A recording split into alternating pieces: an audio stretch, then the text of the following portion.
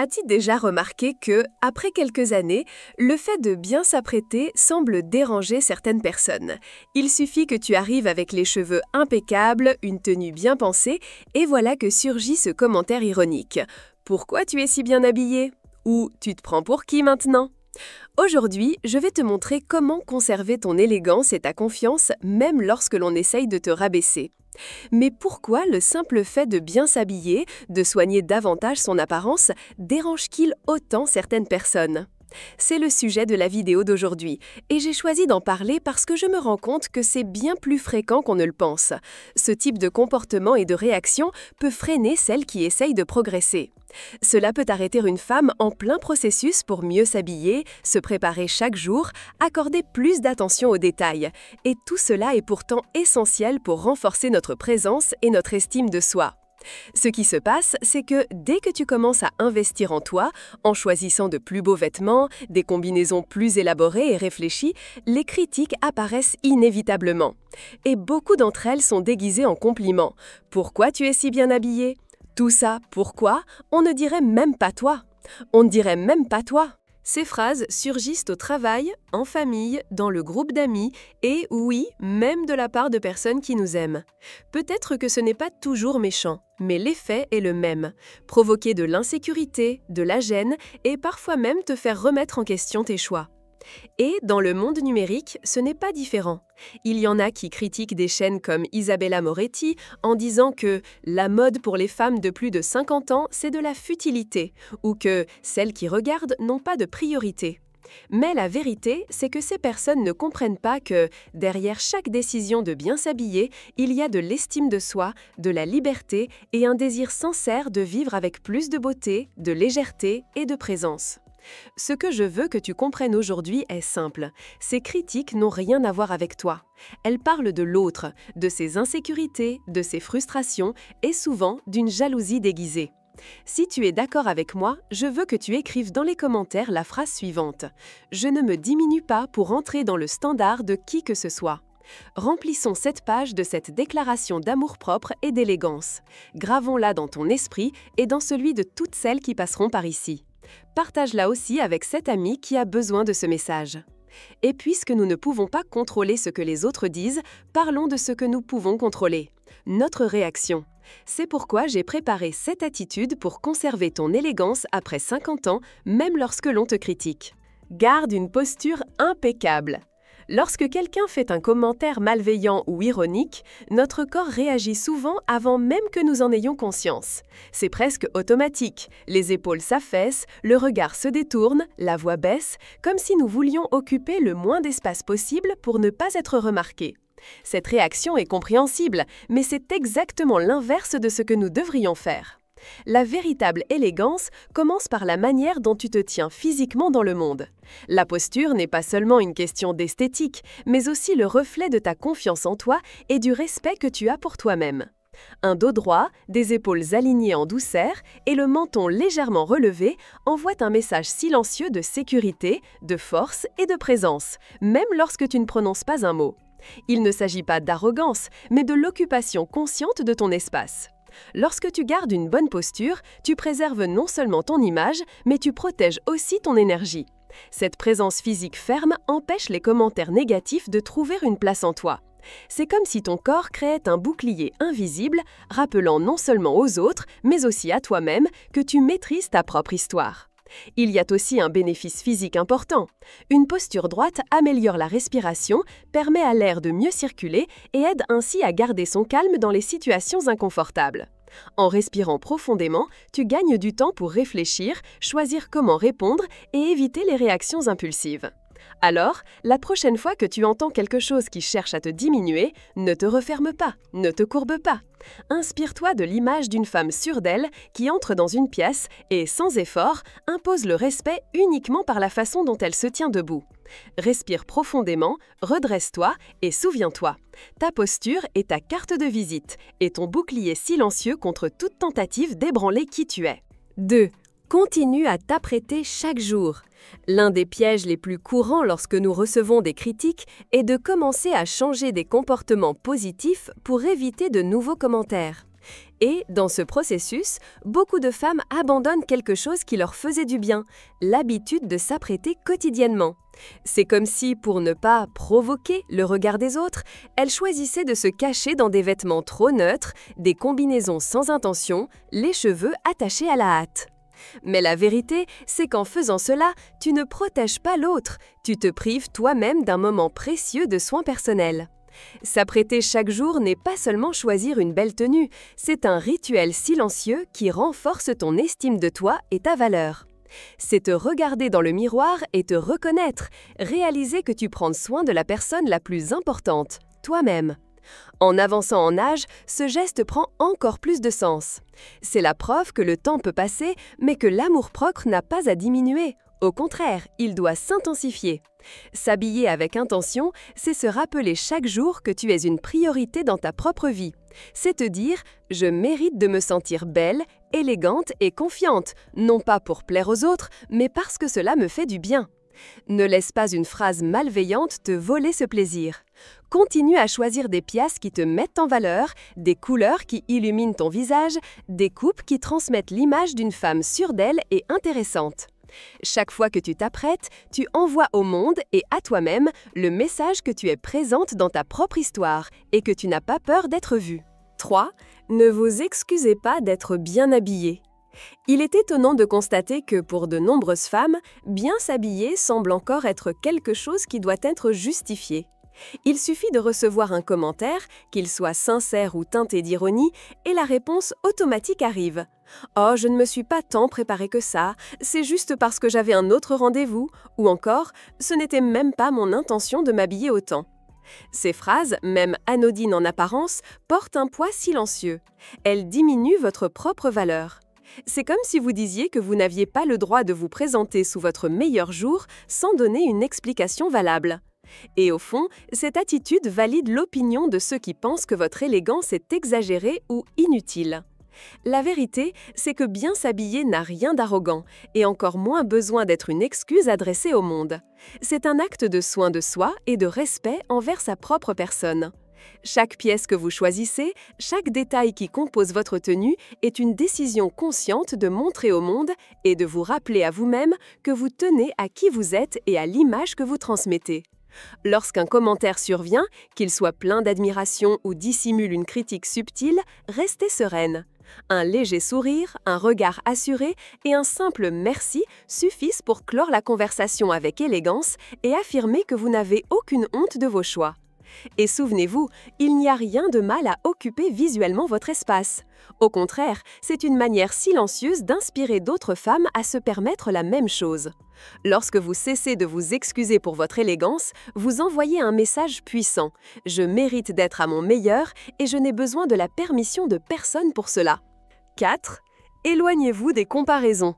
Se comparer aux autres est l'un des moyens les plus rapides de fragiliser sa confiance en soi, surtout lorsqu'il s'agit d'apparence. Il est facile de tomber dans le piège de vouloir se fondre dans la masse, pensant qu'il est plus sûr de ne pas attirer l'attention, de s'habiller comme tout le monde et d'éviter de se démarquer. Mais pour nous, la véritable liberté commence justement lorsque l'on comprend que l'on n'a pas besoin d'entrer dans le moule de la majorité. Votre vie, votre histoire et votre image portent des expériences, des victoires et des leçons qui vous appartiennent. Alors pourquoi vouloir se conformer aux moyens qui rassurent les autres ? Lorsque vous vous habillez selon ce qui vous plaît vraiment, ce qui valorise votre silhouette et reflète votre personnalité, vous vous éloignez de comparaisons injustes et épuisantes. Cela ne signifie pas se fermer aux inspirations extérieures, mais plutôt filtrer ce qui élève et éliminer ce qui ne sert qu'à nourrir l'insécurité. Le problème de suivre aveuglément un standard, c'est qu'il change sans cesse et tenter de répondre à chaque nouvelle attente extérieure est une course sans ligne d'arrivée. Choisir votre propre voie est donc libérateur. Une femme qui porte ce qui la fait se sentir bien, indépendamment de ce que les autres portent, dégage une assurance impossible à imiter. Alors, au lieu de vous demander si vous êtes plus habillée ou plus élégante que la majorité, posez-vous plutôt cette question. Cette tenue représente-t-elle la femme que je suis aujourd'hui ? Si la réponse est oui, alors vous êtes déjà sur la bonne voie et toute comparaison devient inutile. 5. Portez des vêtements qui traduisent qui vous êtes. La véritable élégance dépasse largement le prix d'un vêtement, la coupe parfaite ou le tissu raffiné. Elle naît de l'harmonie entre la tenue que vous portez et la femme que vous êtes. Lorsque chaque choix de votre garde-robe reflète votre essence, vous n'avez plus besoin de vous forcer à paraître confiante, l'assurance vient d'elle-même. C'est parce que le vêtement devient alors une extension de votre personnalité. Il porte vos préférences, vos valeurs, votre histoire. Une femme qui s'habille en accord avec ce qu'elle croit et ce qui la fait se sentir bien transmet une cohérence silencieuse.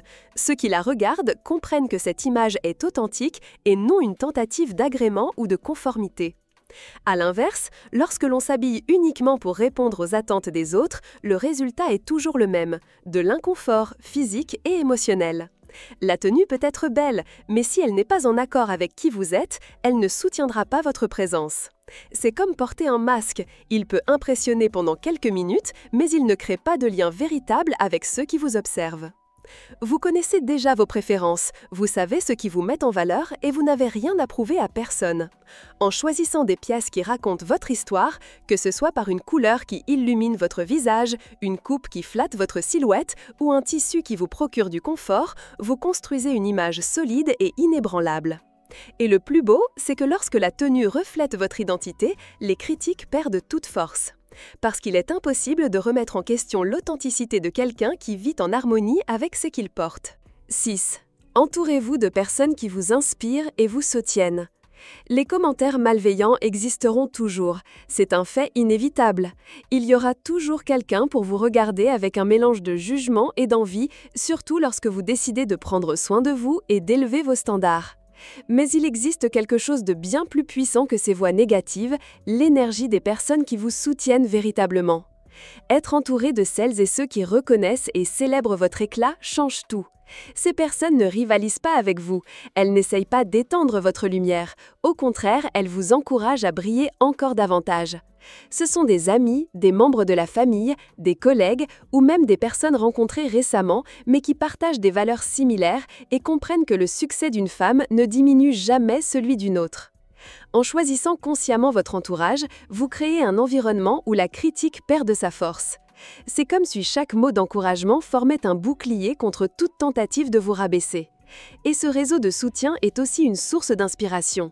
Côtoyer des femmes et des hommes qui prennent soin d'eux, se respectent et vivent avec intention vous incite à préserver vos habitudes, à rester confiante et à continuer d'investir dans votre image et votre estime de vous.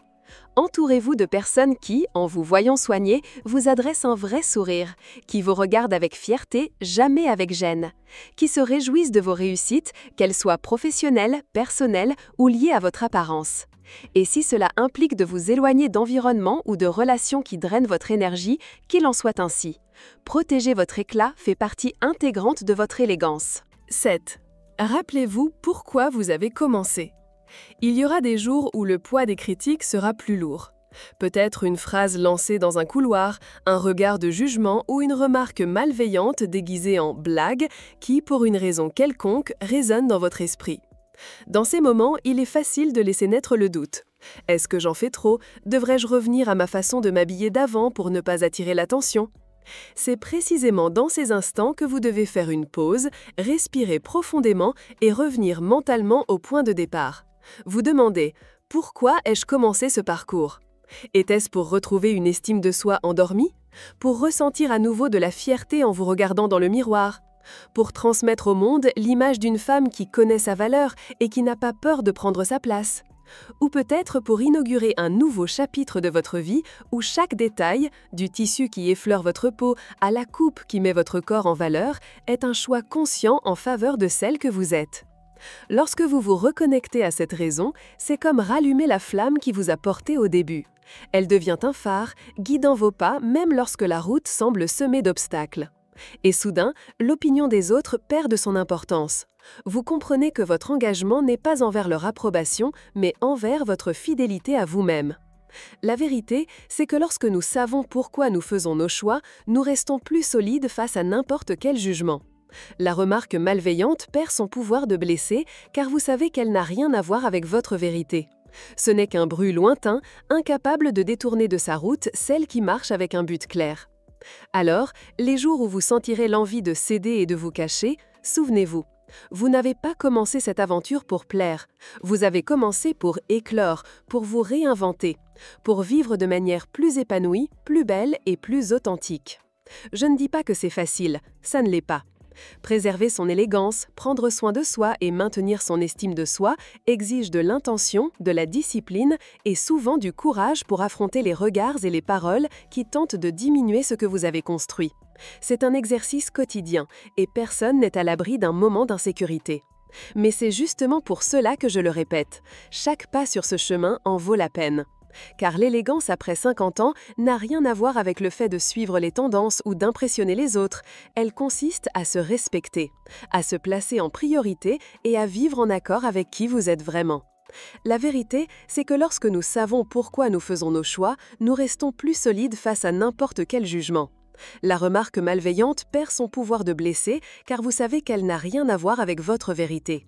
Ce n'est qu'un bruit lointain, incapable de détourner de sa route celle qui marche avec un but clair. Et voyez, lorsque vous restez fidèle à vous-même, quelque chose d'extraordinaire se produit. Vous commencez à inspirer d'autres femmes. Parfois en silence, sans même vous en rendre compte, votre posture, vos soins et votre confiance deviennent un exemple pour celles qui avaient besoin de courage pour changer elles aussi. Peut-être que cette collègue qui vous a toujours critiqué admire, au fond, votre détermination. Peut-être qu'une amie commencera à se préparer davantage après vous avoir observé. C'est là le pouvoir de l'authenticité, il dépasse votre seule personne. Alors, même lorsque les critiques surgiront, souvenez-vous qu'en prenant soin de vous, vous ouvrez la voie à d'autres femmes pour qu'elles fassent de même. Et cela est bien plus grand que n'importe quelle remarque malveillante. C'est pourquoi, à partir d'aujourd'hui, je veux que vous vous fassiez une promesse. Ne plus jamais vous rapetisser pour entrer dans le moule de qui que ce soit. Votre élégance, vos soins et votre présence sont le fruit de choix conscients, d'amour-propre et de respect envers celle que vous êtes. Et personne, absolument personne, n'a le droit de vous faire croire que c'est mal. Si quelqu'un s'en offusque, c'est parce que votre lumière brille trop pour ceux qui préfèrent rester dans l'ombre. Et vous n'êtes pas ici pour éteindre votre éclat. Vous êtes ici pour vivre avec vérité, avec beauté et avec la liberté d'être exactement celle que vous voulez être.